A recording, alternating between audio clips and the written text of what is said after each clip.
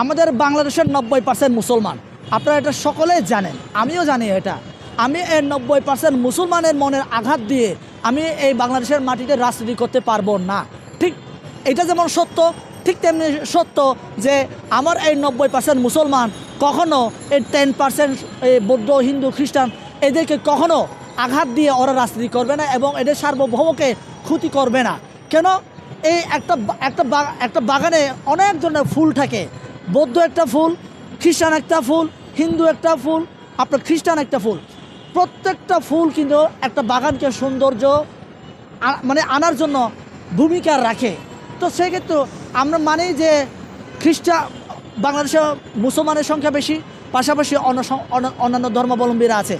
এই 90% মুসলমানকে উৎসাহ, উদ্দীপনা এবং সাহস যোগায় হচ্ছে নারায়ে তাকবীর, আল্লাহু আকবার। ঠিক আছে? ঠিক তেমনি আমি যদি বলি হিন্দু ভাইদেরকে জয় শ্রীরাম বললে এদের মন মানসিকতা, আপনারা যেমন নারায়ে তাকবীর স্লোগান দিলে আপনাদের সাহস যোগায়, ধর্মীয় উৎসাহ উদ্দীপনা জাগে, ঠিক তেমনি আমার হিন্দু ভাইরা জয় শ্রীরাম দিলে এদের মনে একটা উৎসাহ জাগে, ধর্মীয় উদ্দীপনা জাগে। কিন্তু এটাকে আমরা আপনার পশ্চিমা মিডিয়া কিংবা বলেন, আপনার ভারতের মিডিয়া বলেন, এটাকে ভিন্নভাবে আপডেট করার জন্য আপনার উপস্থাপন করার জন্য চেষ্টা করে। কিন্তু আমার কথা হচ্ছে ভাই, জয় বাংলা এটা কোনো স্লোগান হতে পারে না। জয় বাংলা খুব নিকৃষ্ট একটা স্লোগান। এই জয় বাংলা স্লোগান দিয়ে অনেক হিন্দুকে নির্যাতন করেছে।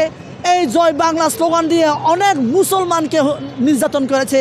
এই জয় বাংলা স্লোগান দিয়ে অনেক খ্রিস্টান, বৌদ্ধকে নির্যাতন করেছে। আপনারা সকলে জানেন এই জয় বাংলা স্লোগান দিয়ে শাপলা চত্বরে কি পরিমাণ নৃশংসতা চালিয়েছে, এটা আপনারা জানেন। এটা আমি বলবো না, আপনারা সকলে জানেন কি পরিমাণ নৃশংসতা চালিয়েছে। ওই রাতের অন্ধকারে বাংলাদেশের বিদ্যুৎ বন্ধ করে আমার বাংলাদেশের হাজার লক্ষ আপনার হুজুর আলেমদেরকে ওরা গুলি চালিয়েছে। এটা আপনারা সকলে জানেন। কোন স্লোগান? জয় বাংলা স্লোগান দিয়ে। এই জন্য আমি বলি জয় বাংলা স্লোগানকে আপনার বাংলার মাটি থেকে নিষিদ্ধ করা উচিত। এবং আমাদের উচিত, যদি আপনি মুসলমান হয়ে থাকেন আপনি আপনার ধর্মীয় স্লোগান দেন নারায়ে তাকবীর, আল্লাহু আকবার। আর আপনি যদি হিন্দু হয়ে থাকেন তাহলে প্রয়োজনে আপনি জয় শ্রীরাম দেন। তারপরে আমি বলবো আপনি জয় বাংলা স্লোগান না দেওয়ার জন্য। শেখ হাসিনা আমাদেরকে যেভাবে ভারতকে বড় রাষ্ট্র, বৃহৎ রাষ্ট্র হিসেবে আমাদেরকে দেখিয়ে গেছে, আমাদেরকে বলে গেছে, আসলে ভারত ততটা বড় রাষ্ট্র নয়। ওদের মেন্টালি অনেক ছোট, নোংরা, পাগলের ধ্যান ধারণাও কিন্তু এর থেকে বড় মাপের চিন্তা করে।